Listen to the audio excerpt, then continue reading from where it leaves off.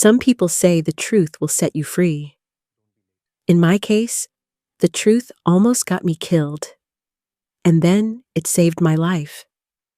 It happened on a Tuesday night when I was too tired to lie, too exhausted to be careful, and too fed up to remember that some people understand more than you think they do. One sentence in Porca Italian, miseria.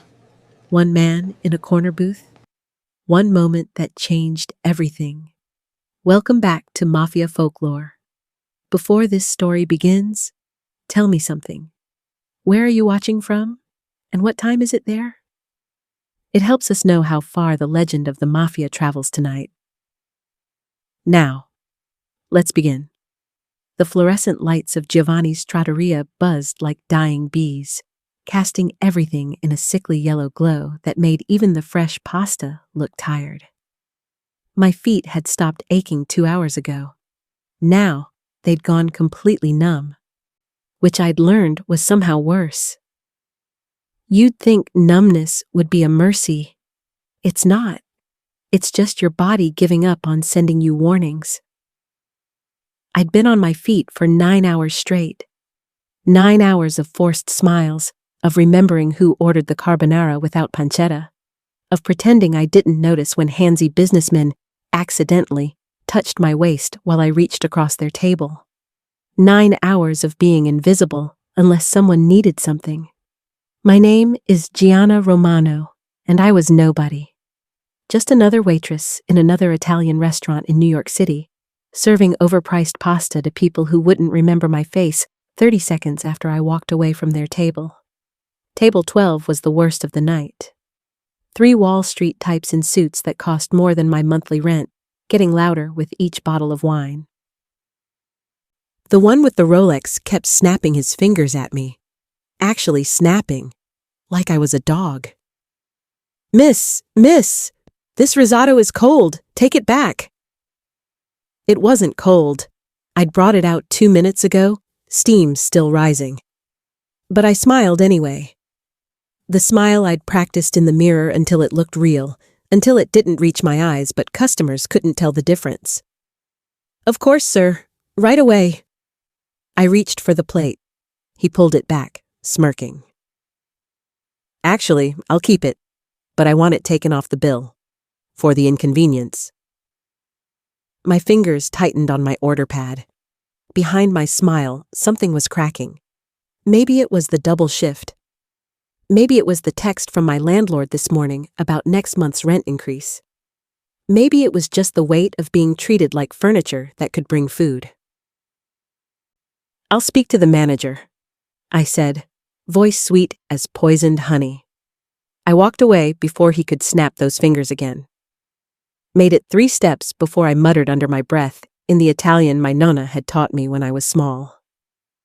Vaffanculo, stronzo. Go fuck yourself, asshole.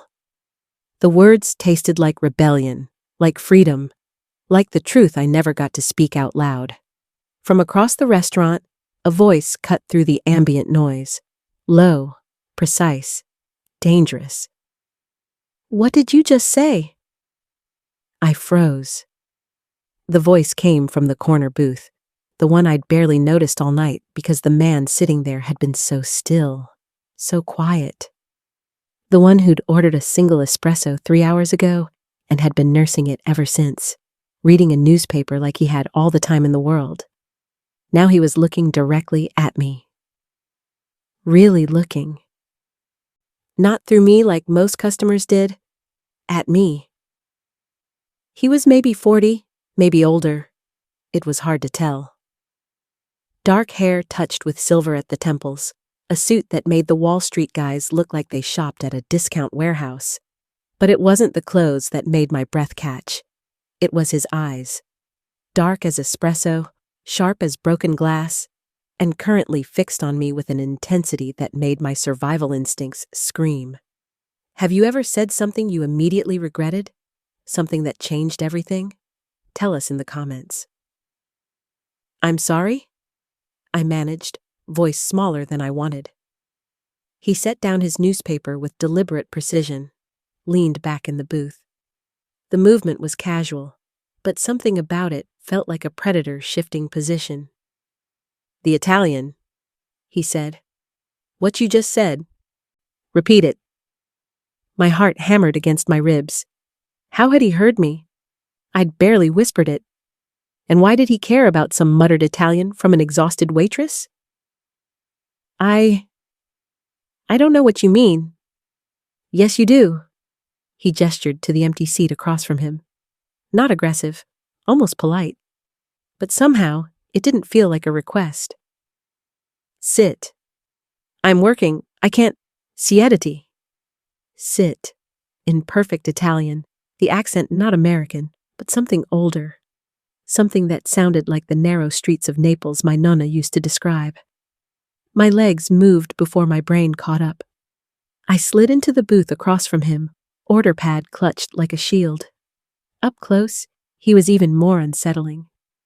Not because he was frightening, though there was something dangerous in the stillness of him, but because he was looking at me like I was real. Like I existed. Like those bitter Italian words had made me visible for the first time all night. "Now," he said softly. "Say it again." Slowly. My mouth went dry. Every instinct I had was screaming at me to apologize, to play dumb, to disappear back into the safety of being nobody. But something in his eyes stopped me. He wasn't angry. He was curious. Hungry, almost. Like I'd said something precious. I swallowed hard. "Vaffanculo, stronzo." The corner of his mouth twitched. Not quite a smile, but close. "Do you know what you just said?" "Yes." My chin lifted despite my fear. "Go fuck yourself, asshole. I know exactly what I said." Now he did smile, and it transformed his entire face. Softened the dangerous edges into something warm, something real. "Perfetto." Perfect. He leaned forward, and I caught the scent of expensive cologne mixed with coffee and something darker, like smoke and night air. "Your accent. Where did you learn Italian?" "My nonna, my grandmother. She was from Campania." The words tumbled out before I could stop them. "She raised me after my parents died. Used to say that Italian was for truth-telling, English was for lying to customers." His eyes flickered with something I couldn't read. "Smart woman." "She was." "And which one were you doing just now? Truth-telling?" I should have lied, should have laughed it off, made a joke, retreated back into my waitress persona. But sitting across from him, pinned by that dark gaze, I found I couldn't. "Yes," I whispered. "The truth." He studied me for a long moment, and I had the strangest feeling he was seeing every tired hour, every swallowed insult. Every time I'd smiled when I wanted to scream, seeing me in a way no one had in years. "What's your name?" Gianna Romano." Gianna. The way he said it, all Italian vowels and soft consonants, made it sound like something valuable. Not just a name, but an identity. "I'm Dante Marcello." The name meant nothing to me. Should it have? There was weight in the way he said it, like he expected recognition. But I just worked doubles at a trattoria and went home to a studio apartment in Queens. Whoever Dante Marcello was, he didn't exist in my world. Except now, he was sitting across from me, and my world suddenly felt very small. "You don't know who I am," he said. Not a question. Something like relief crossed his face. "Should I?" "Most people do." He picked up his espresso cup, examined it like it held secrets. "Most people are very careful what they say around me." A chill ran down my spine. "And I just told you to go fuck yourself." "Esattamente." Exactly. That smile again, darker this time. "Do you know how rare that is? Honesty?" "In my experience, honesty gets you fired. In mine, it gets you killed." He said it so casually, like he was discussing the weather. Which is why it's valuable. My hands were shaking. I pressed them flat against the table to hide it. Are you threatening me? No. The word was firm, immediate. I'm thanking you. For cursing at you? For being real. He reached into his jacket. I flinched before I could stop myself and pulled out a wallet. Leather, worn smooth. He extracted several bills, more than several, and set them on the table between us. For reminding me what it sounds like when someone speaks without calculating the cost first. I stared at the money. It was easily $300. Maybe more. I can't accept this. You can. You will. He stood, and I realized how tall he was, how he'd folded himself into that booth to seem smaller than he was. The espresso was excellent. You're an excellent waitress, but mostly, Gianna Romano, you're an excellent truth-teller. Don't lose that. He buttoned his suit jacket with practiced precision, started to walk away, then paused, pulled something else from his pocket. A business card, cream-colored, expensive, set it on top of the money. If you ever need anything, if anyone gives you trouble, call that number. Why would I need? Because now I know you exist, he said quietly. And that means others might notice too. People pay attention to what I pay attention to. My blood turned to ice. What does that mean? But he was already walking toward the door, moving through the restaurant like he owned it. Maybe he did. Maybe he owned a lot of things I didn't know about. At the door, he turned back one last time, caught my eye across the crowded restaurant. Stai attenta, Bella. Be careful, beautiful. Il mondo è pericoloso per chi dice la verità. The world is dangerous for those who tell the truth. Then he was gone, disappearing into the November night like smoke. I sat there for a full minute, staring at the money and the business card. The card was simple. Just a phone number. No name, no title, nothing else. Behind me, table 12 was snapping their fingers again, demanding attention. The kitchen was backing up. My manager was shooting me looks that meant I was about to get yelled at for sitting down during a shift. But all I could think about was the way Dante Marcello had looked at me. Like I mattered. Like those bitter Italian words had cracked open a door I hadn't known existed. I picked up the money with trembling fingers, tucked the business card into my apron pocket, where it burned against my hip like a secret, like a promise, like a threat. That night, I learned that being seen can be more dangerous than being invisible. I just didn't know yet how dangerous, or how worth it. He came back 3 nights later. I was wiping down tables after closing, the restaurant finally quiet, except for the hum of the walk-in cooler and the distant clatter of dishes from the kitchen. My feet ached in that familiar way. And I was mentally calculating if I had enough for both rent and groceries this month. The answer was no, like always. The knock on the glass door made me jump. Dante Marcello stood outside, hands in his pockets, looking like he'd walked straight out of a film noir. Dark coat, dark eyes, expression unreadable. Behind him, the street was empty except for a black car idling at the curb. Every survival instinct I had screamed at me to pretend I hadn't seen him. Lock the door. Call someone. But I was already moving toward him, key in hand, heart hammering. We're closed, I said through the glass. I know. His voice was muffled but clear. I'm not here for the food. Then why are you here? To see you. 3 words. That's all it took to make my hands shake as I unlocked the door. He stepped inside, bringing the November cold with him. Up close, I could see he looked tired. Not physically. His suit was still immaculate, his posture still perfect. But there was something exhausted in his eyes. Like he'd been wearing a mask all day and had finally taken it off. You shouldn't be here, I said, relocking the door behind him. My manager left 20 minutes ago. I watched. He glanced around the empty restaurant like he was memorizing it. You're always the last one here? How do you know that? I pay attention. He pulled out a chair at the nearest table, sat down like he belonged there. You work doubles Tuesdays and Thursdays, singles the rest of the week? You take the subway home, the F train? You walk 3 blocks from the station to your apartment. My blood ran cold. You've been following me? Protecting you. His eyes met mine, steady and serious.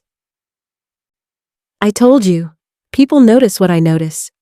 I wanted to make sure no one was noticing you the wrong way. I didn't know what that was. Terrifying? Thoughtful? Both? You can't just do that. I just did. He gestured to the chair across from him. Sit. Talk to me. I should finish cleaning. Gianna. My name again, soft and Italian, and somehow a command. Please. I sat, not because I was afraid of him, though maybe I should have been, but because part of me had been waiting for this, hoping for this. 3 days of carrying his business card in my apron, 3 days of catching myself looking at the door every time it opened. Why? I asked.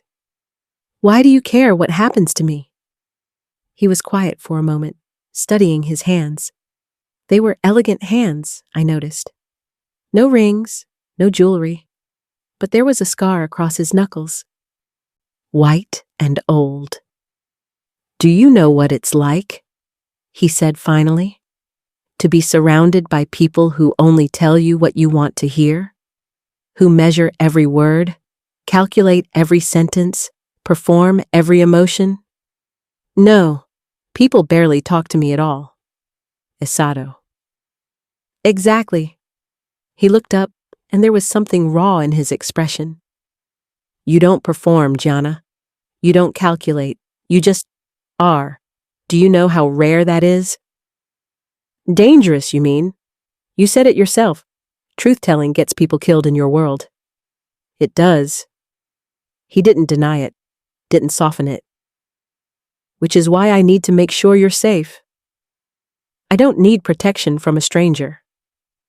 I'm not a stranger. Not anymore. He leaned forward, elbows on the table. Tell me something true, something you've never told anyone. Why would I do that? Because I asked. Because you can. Because... He paused, something vulnerable flickering across his face. Because I'll tell you something true in return. It was a trade, an offering, a door opening both ways. I should have said no, should have finished cleaning and gone home to my empty apartment, should have burned that business card and forgotten the dangerous man who'd heard me curse in Italian. Instead, I said, I'm lonely. So lonely sometimes I talk to my nonna's photo like she can hear me. I work 70 hours a week and I'm still broke. I'm 26 years old and I feel ancient. And the worst part is... My voice cracked. The worst part is I'm invisible. I could disappear tomorrow and no one would notice. The words hung between us, more naked than I'd ever been. Dante didn't look away, didn't offer empty comfort, just held my gaze and nodded slowly. My turn, he said quietly. I'm powerful. Everyone fears me or wants something from me. I have more money than I could spend in 10 lifetimes, and I'm lonelier than you could possibly imagine. I sit in rooms full of people and feel nothing. I haven't had a real conversation in... He stopped. Until you cursed at me in Italian and looked at me like I was just a man. Aren't you? Not for a very long time. When was the last time someone really saw you? Not what you do, but who you are. Tell us in the comments. The silence between us shifted, became something else. Something warm despite the cold restaurant, despite the dangerous truth of who he was and what I was risking by sitting here. Tell me about your nonna, he said. So I did. Told him about Sunday dinners and her iron hand, and the way she'd slip into rapid Italian when she was excited. Told him about her garden in Queens and her superstitions, and the way she'd taught me that food was love made visible. He listened like every word mattered, asked questions in Italian that made me laugh. Told me about his own grandmother in Naples, the one who'd taught him that power without honor was just violence. Hours passed, or maybe minutes. Time moved strangely in that empty restaurant with the fluorescent lights buzzing overhead and a dangerous man asking me about my favorite memories. I should go, he said eventually, though he didn't move. You need to get home. Will you come back? The question escaped before I could stop it. Desperate, dangerous. His hand reached across the table. Stopped just short of touching mine. Do you want me to? I don't know what I want. It was the truth. You scare me. Good, you should be scared. But his voice was gentle. But not of me, Gianna, never of me. Then of what? Of what happens when we stop pretending this is just two people talking? His eyes burned into mine.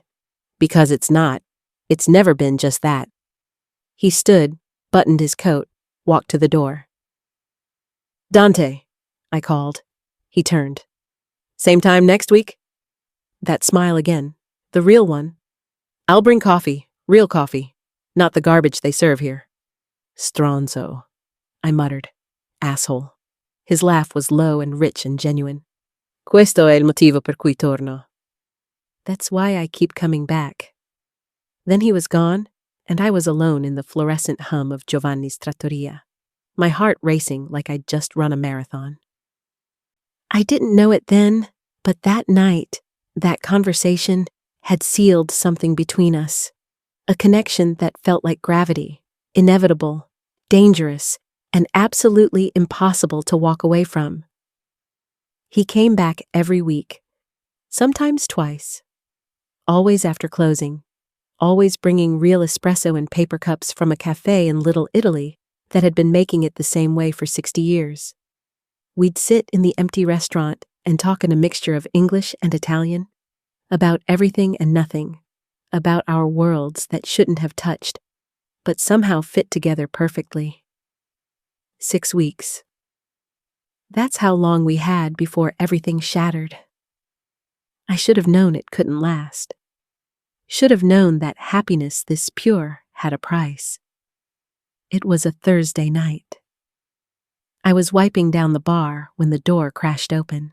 Not a knock, not a polite entrance, but violence. 3 men, expensive suits, dead eyes, the kind of men who looked at you and calculated exactly how much damage they could do before anyone stopped them. Gianna Romano? The one in front was maybe 30, with slicked back hair and a smile that made my skin crawl. I gripped the rag in my hand like a weapon. We're closed. We're not here for food, sweetheart. He said the word like an insult. We're here about Dante Marcello. My heart stopped. I don't know who that is. Don't lie. You're bad at it. He pulled out his phone, showed me a photo. Me and Dante sitting at a table in this very restaurant, heads bent close together, laughing about something. The angle was from outside, through the window. Someone had been watching. You've been seeing him every week. That makes you leverage. Leverage for what? For reminding Dante that he's not untouchable, that he doesn't get to take what belongs to other people without consequences. The man stepped closer. I stepped back. See, Dante controls the ports, the distribution, the money, and my boss wants those things. So, we're going to send Dante a message using you. Terror crashed through me like ice water. I'm nobody. I'm just a waitress. You were nobody. His hand shot out, grabbed my wrist. Until he noticed you? Until he started sneaking around like a lovesick teenager. You became somebody the second Dante Marcello decided you mattered. I tried to pull away. His grip tightened, bruising. Let her go! The voice came from the doorway, low, deadly calm. Dante stood there in his dark coat. And he looked nothing like the man who brought me coffee and asked about my day. He looked like violence contained in expensive fabric, like death walking. The man holding my wrist smiled. There he is, right on schedule. You're so predictable when it comes to her, Dante. I said. Dante's voice dropped to a whisper. Let her go. Or what? You'll start a war over a waitress? You'll risk everything you've built for some girl? The man laughed, but there was nervousness in it now. She's not worth it. She's worth more than you could possibly understand. Dante's eyes met mine across the restaurant. Gianna, close your eyes. Dante, chiudi gli occhi, amore mio. Close your eyes, my love. Per favore. Please. I closed them, heard movement fast and precise, a grunt of pain, the crash of something hitting the floor. Silence. You can open them now. I did. The 3 men were gone. I didn't ask how or where. Dante stood in front of me, breathing hard, and for the first time since I'd met him, he looked afraid. Are you hurt? His hands were on my face, my shoulders, checking for damage with a gentleness that made my throat tight. No, My voice broke. What just happened? What I was trying to prevent. He pulled me against his chest, and I felt his heart hammering. Gianna, I'm so sorry. I thought I was being careful. I thought I could keep you separate from my world. I was wrong. They said I'm leverage, that you'd start a war for me. I would. No hesitation. I will. I pulled back, looked up at him. You can't. I'm nobody special. I'm not worth people dying. Basta. Enough. His hands framed my face. Thumbs brushing away tears I didn't realize were falling. Don't you understand yet? You're the only real thing in my life, the only person who sees me and doesn't want something from me, who talks to me like I'm human, who tells me the truth even when it's dangerous. But your world, my world wants to take you from me because you're the only thing I care about more than power. His forehead pressed against mine. And they're right to be afraid, because there is nothing I won't burn down to keep you safe. The words should have terrified me. Maybe they did. But they also felt like an answer to a question I'd been asking my whole life. Does anyone see me? Does anyone think I'm worth protecting? What do we do? I whispered. I make you untouchable. His voice was steel. I make it known that anyone who looks at you wrong answers to me. That you're under my protection. But Gianna. He pulled back, held my gaze. That means everyone will know. You won't be invisible anymore. You'll be connected to me, to my name, to everything that comes with it. Your life won't be your own. It's never been my own. I've just been surviving. I covered his hands with mine. At least this way, I'd be surviving with someone who sees me. You deserve better than this, better than me. Maybe, but you're what I want. Something broke in his expression. Relief and pain and love all tangled together. He kissed my forehead, gentle as a prayer. Then I'll give you the world, he whispered. Or burn it down, trying. Outside, sirens wailed in the distance. His phone buzzed, once, twice, urgent. The real world crashing back in, reminding us that this moment of safety was temporary. That choosing each other meant choosing danger, but I'd spent my whole life invisible and safe and lonely, and I was done with safe. Andiamo. he said. Let's go. I'm taking you somewhere they can't reach you. Somewhere you'll be protected while I handle this. Handle what? His smile was dark and terrible. Making sure no one ever threatens you again. He took my hand, and I let him lead me out of Giovanni's trattoria for the last time. I didn't know it then, but I'd never return as the invisible girl who cursed under her breath and counted tips with shaking hands.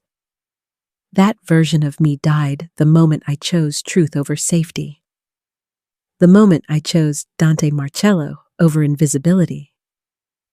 Dante's Somewhere Safe turned out to be a penthouse in Manhattan that had more square footage than my entire apartment building.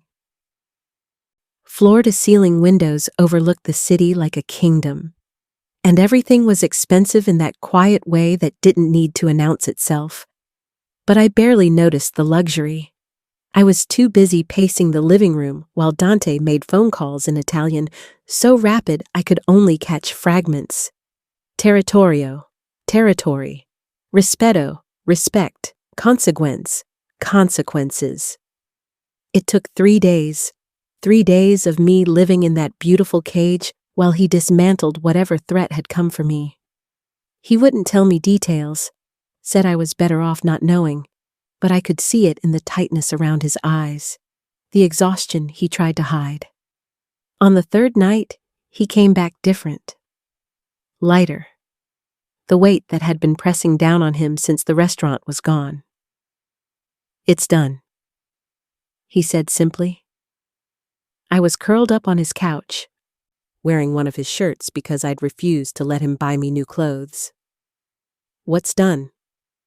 You're safe, untouchable. I've made it very clear that you're under my protection. Anyone who even thinks about looking at you wrong will answer to me personally. He sat down next to me, close but not touching. And I've restructured some things. Made some alliances I should have made years ago. Ended some conflicts that should have ended long before they reached you. You did all that for me? I did all that for us. He took my hand, studied my fingers like they held answers. Gianna, I need you to understand something. My world is dark, dangerous. I can't change that, but I can make sure you're protected in it. I can make sure that being with me doesn't mean you lose yourself. What if I want to lose myself a little? I squeezed his hand. What if I'm tired of being the invisible girl who plays it safe? You were never invisible to me. I know. That's why I'm still here. He pulled me closer, and I let myself sink into his warmth. For the first time in 3 days, I felt like I could breathe. I need to ask you something, he said quietly. And I need you to tell me the truth. The real truth. Do you want this life? Being connected to me? Being seen by everyone because you're mine? Or do you want me to set you up somewhere safe, somewhere far away, where you can go back to being lonely? I pulled back to look at him. Invisible? Working myself to death for scraps? No, I don't want that. Then what do you want? I thought about my Nonna, about the way she'd always said the truth was sacred, about how speaking Italian had been our secret language, our way of saying what mattered. Voglio essere vista? I said softly. I want to be seen. Voglio essere protetta. Voglio essere amata. Voglio te. I want to be protected. I want to be loved. I want you. Something in his expression cracked open. He cupped my face like I was made of something precious. Say that last part again, he whispered. Slowly. It was an echo of that first night, but different now. Not dangerous. Not a test. Just a man who wanted to hear the truth in his mother tongue from the woman who'd changed his entire world by refusing to lie. Voglio te, I repeated. I want you. Ti amo, Dante Marcello, anche se è pericoloso, anche se è folle. I love you, Even if it's dangerous, even if it's crazy. Anch'io ti amo. I love you too. His voice was rough with emotion. Sei la mia verità in un mondo di bugia. You're my truth in a world of lies. He kissed me then, soft and deep and full of promise. And I kissed him back, this dangerous man who'd heard me curse in Italian and decided I was worth protecting, worth loving, worth burning down the world for. When we finally pulled apart, he rested his forehead against mine. No more late shifts at Giovanni's, he said. I need to work. You need to live, really live, not just survive. His thumb traced my cheekbone. I'm not saying quit working. I'm saying work because you want to, not because you're afraid of being evicted. Let me give you that freedom. Let me give you choices. And what do I give you? You already gave it to me. Honesty, reality, yourself. He smiled, that real smile that transformed his face. Sei tutto quello di cui ho bisogno. You're everything I need. Have you ever chosen something dangerous because it was real? Because it made you feel alive? Tell us in the comments. 6 months later, I stood in a different restaurant. One Dante had bought for me. One that served my nonna's recipes and paid workers fairly, and never made anyone feel invisible. I was teaching a young waitress how to make proper carbonara when Dante walked in, bringing the November cold with him. He sat at the corner table, our table, ordered an espresso, and watched me work with that same intensity he'd had the first night. When I brought him his coffee, I muttered under my breath in Italian, Sei fortunato che ti amo. You're lucky I love you. He caught my wrist gently, pulled me close. What did you just say? I smiled, leaned down and whispered it again, slowly against his ear. This time, when he asked me to repeat it, there was no danger in his voice. Just love, just certainty, just the truth we'd built together, one Italian word at a time. Some people say the truth will set you free. In my case, the truth almost got me killed, and then it gave me a life worth living. It gave me love that saw me, protection that didn't cage me. A man who understood that being real was the most dangerous and most sacred thing you could be. And every time I speak Italian now, to him, to our customers, to the life we're building together, I remember that night when I was too tired to lie, when I cursed under my breath and changed everything. Because sometimes the most dangerous thing you can do is tell the truth. And sometimes, if you're very lucky, the right person is listening. Thank you for watching this story to the end. If this story touched your heart, subscribe and click on the next video. It's darker, deeper, and even more unforgettable. You don't want to miss it. Hit that notification bell so you never miss a new story, and comment your country or city in the comments. Your support helps us create more contents like this.